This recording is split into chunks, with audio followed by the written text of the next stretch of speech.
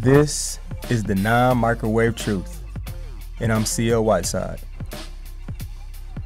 Random fact, I haven't given you one in a while, but it ties into our first world problem today.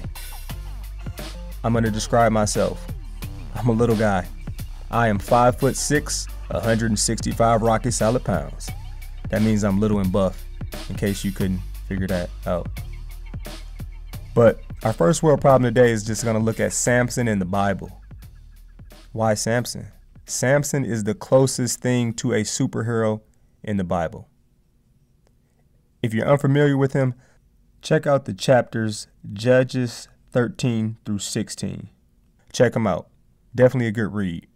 Samson is super strong. That's his superhero power. Samson's so strong that he tore a lion apart with his bare hands.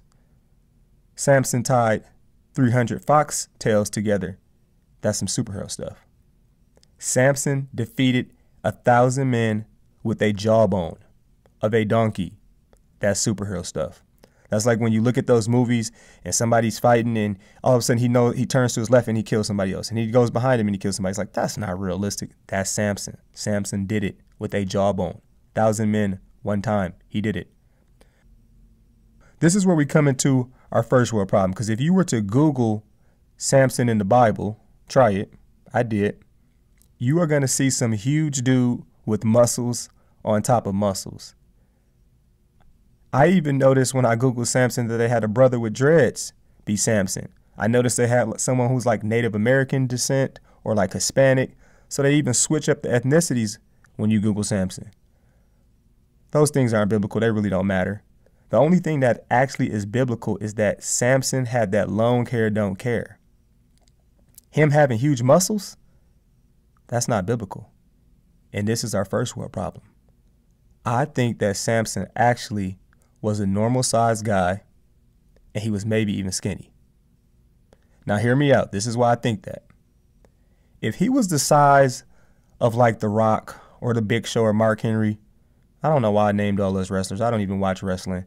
Or let's say like a Shaquille O'Neal size or Zion Williamson or an NFL lineman, people would not try him. If you saw a 6'6", 250-pound dude with muscles on top of muscles, you would understand why he's so strong. But people never understood why he was strong. They couldn't figure it out. They always wonder, like, where does he get this power from? Where does he get this strength from? And we know it was from his hair. And that just made me think about that, though. If he was a big guy, would they have tried him? Would they have questioned so much where his strength came from? And I say no. So that is what makes me think that Samson was a normal-sized guy or maybe even skinny. So I think a normal-sized guy with super long hair. What do you think, though? Have you ever thought about it? Hopefully I got you thinking outside the box. And I definitely want to hear what you think. Remember, hit me up on Instagram or Twitter. Handle is ChampionLife23. Let me know what you're thinking. And this is our first world problem today. Was Samson a big buff guy? Or was Samson just a regular dude with some long hair?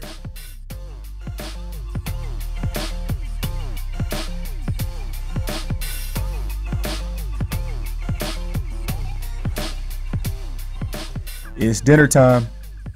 Now I have a strong belief, really strong belief, especially for Generation Z and millennials. And this is our topic today. Our topic is this. I think that Generation Z and millennials should have this. You should have a playlist of spiritual leaders or mentors in your life. And I want you to think about it like this. What type of music do you listen to? If you anything like me, you listen to multiple genres. I love to listen to that brother Khalid. Now that's good for the soul music. Now I know if people are athletes, they want to listen to music that helps them turn up before the game. I can still hear Meek Mill's Dreams and Nightmare playing in my head. If I'm in a celebratory mood, I got to go with Drake. If I'm jolly or I want to listen to something about love or Ed Sheeran, Bryson Tiller, I low-key even listen to Shawn Mendes. When I want to get the gospel, it's Maverick City, Lauren Daigle, Kurt Franklin. I admit, I even listen to some of the music that my kids tell me about. And when I say kids, I'm talking about my high school students. And for some of them, it's like, ooh, I like this actually. I actually like this. I can rock with this. But some I'm like, this is hot garbage. Hot garbage. And then every once in a while, it's like, I could listen to this, but this is not good for my mental. So I can't listen to that type of music. And I'm really trying to focus and be in tune with what I listen to, because what you listen to plays a factor on your mood and your thought process and everything. And we'll have an episode about that too one day. But it's so obvious that we should have multiple artists that we listen to, or actors that we like, or TV shows that we watch. But why in the world do we not do that with our spiritual life? That baffles me. Like, I find that so fascinating. And it's like, if people have a bad experience with the church, they stop altogether working on their spiritual life. But if they had a bad experience at a club or at a concert or with some music, they would just go to a different concert, or they would go to a different club, or they would listen to a different song. Like, if someone said, hey, listen to this song, and the song was bad, you would just change the song and listen to something else. You wouldn't stop listening to music altogether. I don't get that. Why do we do that with our spiritual journey and our spiritual life?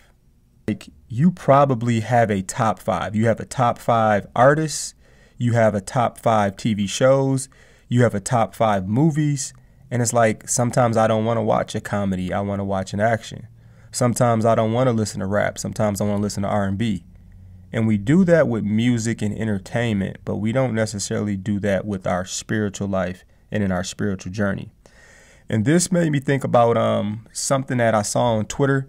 It was from Charlie Dates, and he was just talking about how when the Bible gets abused, we look at the Bible's integrity and we base it off of the abuser instead of the actual Bible.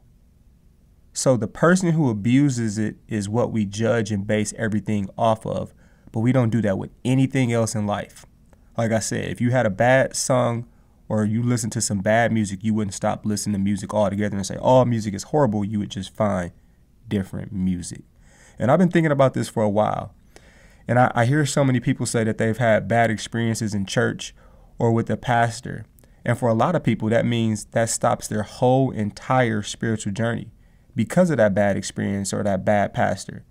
And when I mean bad in this sense, I'm talking about bad as in they didn't deliver a message that you understood, or it's flat out boring.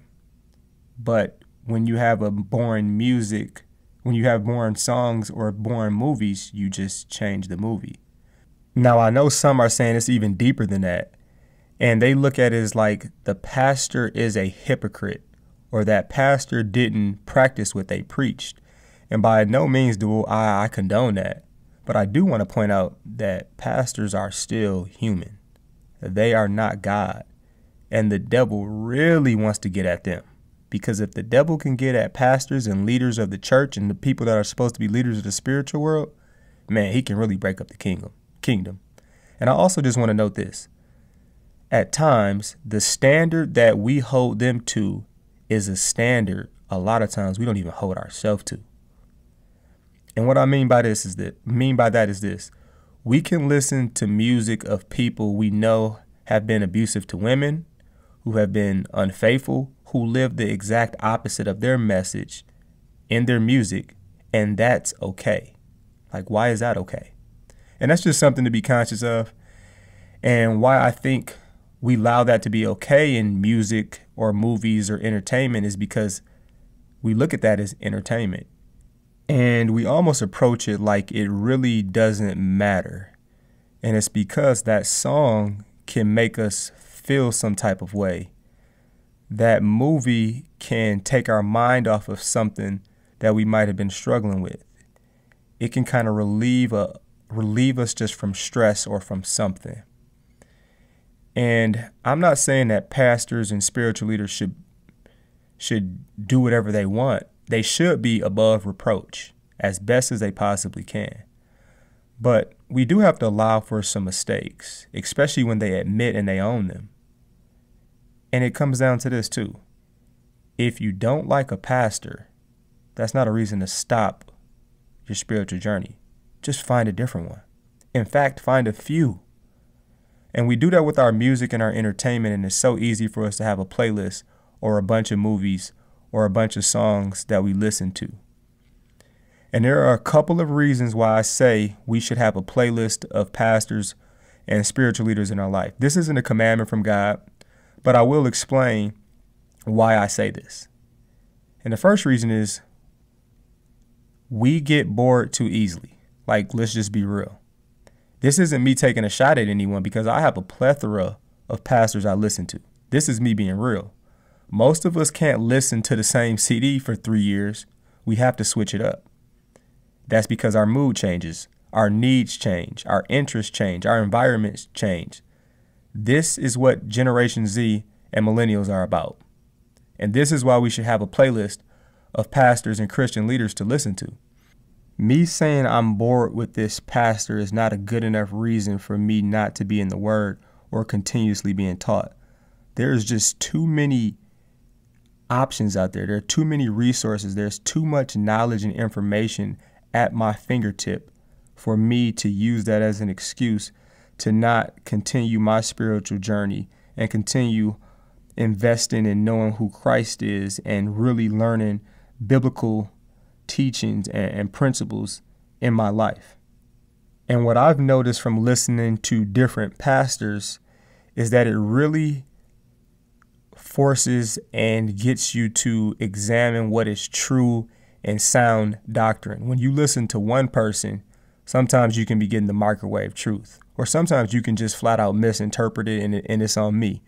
But when I have that group of pastors and they're preaching the same message, or there's something that goes against what the other one said, that allows me to research, that allows me to dig, that allows me to grow and to struggle with certain things, because struggle a lot of times does promote growth. It's like you being in the weight room, you got to put some weight up, you're going to have to struggle sometime.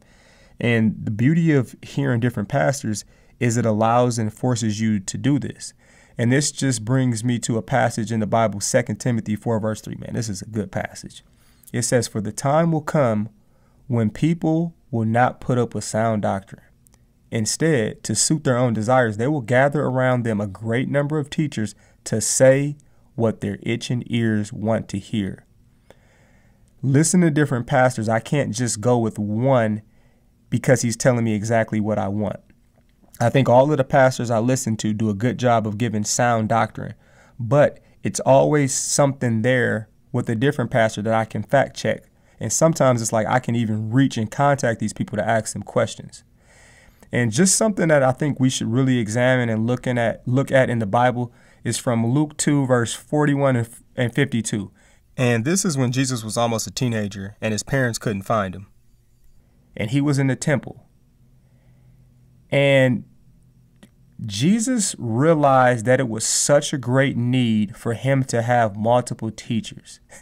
It was such a great need that he left his family, like he got left. Like they were going back home a whole day and just realized, like, hold up, where Jesus at? Where Yahshua at? I thought Yahshua was with you. No, he's not with me. What you mean he's not with you? And they had to go back and find him. And I just want to read one verse from Luke. And it says, "After 3 days, they found him in the temple courts, sitting among the teachers, listening to them and asking them questions." And the big thing I just want to point out to you is it says teachers, plural. So he was allowing multiple people to teach him. I think sometimes we forget that Jesus didn't just come into the world and play as God, meaning use all his power and know everything. He allowed himself to have the human experience and have to learn and have to be taught.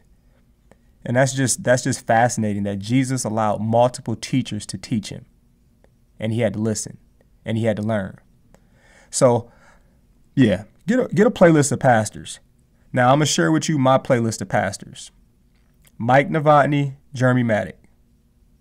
They're Time of Grace people. And I didn't just name them because they're Time of Grace people. I'm giving you the non-microwave truth because I don't know some of the other people. And I mean, I will probably get to know them, but I don't know them. But Pastor Maddock used to be my old pastor. And then Mike Novotny, I've gotten to know him over the last year. Another person on my playlist, Michael Todd. Young, talented, great analogies and metaphors. I like to listen to him. Tony Evans, just a beast, just a monster. Charles Stanley, awesome, to the point. Definitely gives you real life examples and shapes and experiences of how it has shaped him in his life. Kenneth Locke, Young, Evolve Church, Bucks Chaplain, really speaks to a younger urban generation. Aaron Robinson, my man P-Rob, St. Marcus's pastor, James Hine. Now, all of these pastors that are named are not just of one denomination. And that's kind of what I'm referring to about that sound doctrine, where you can challenge different things, or since I know some of these pastors and I can literally text them. And I just want to be clear, a playlist of pastors doesn't replace you reading the Bible or you studying the word yourself. It just enhances you being taught and really helps you grow. And I just want you to think about it like this. You would never be loyal to music that's not good or not speaking to you. So why do you do that with pastors? And you also would never hear a bad song or a bad movie and just say, I'm done with all music, or I'm done with all movies, or whatever. You can fill in the blank. So why do we do that with pastors? Get a playlist of spiritual leaders that you can listen to and that you can learn from. And this is so important. Like, it's easy for us to prioritize movies and music and get our playlist ready for that. But man, this is the most important thing in our lives, like our soul and our spiritual journey. We might spend 40, 50, 60, 70, even 100 years on this earth, but eternity is a gazillion billion of those lives. Just think about that. Like, eternity is so much longer than the time we spend on this earth, but we invest so much time in music or in movies or in our entertainment or in whatever. But we don't make that same investment. We don't prioritize and spend that same time in our spiritual journey. And our spiritual journey is so much greater. There's so much more at stake. There's so much more weight involved in it. And man, it's important. I can't stress that enough on why we should do that. And this is the non-microwave truth. I don't think this is something you should try to microwave. Your spiritual journey and your growing as a man or woman of God, or maybe you're a free agent right now. But I definitely would encourage you to get a playlist of pastors or spiritual resources that you can use to help you grow or learn or just be taught. Because we do it with music, we do it with movies, but this is so much more important. And this is the non-microwave truth. A Time of Grace production. And definitely hit me up if you have a pastor or a spiritual leader that you feel has blessed your journey or you think that could benefit others. Let me know. Champion Life 23, Instagram or Twitter. I would love to hear from them because I'm always looking for spiritual leaders to add to my playlist that can be beneficial and help me grow as a man. Peace punch, Captain Crunch. Say no to drugs and yes to Jesus. I'm out.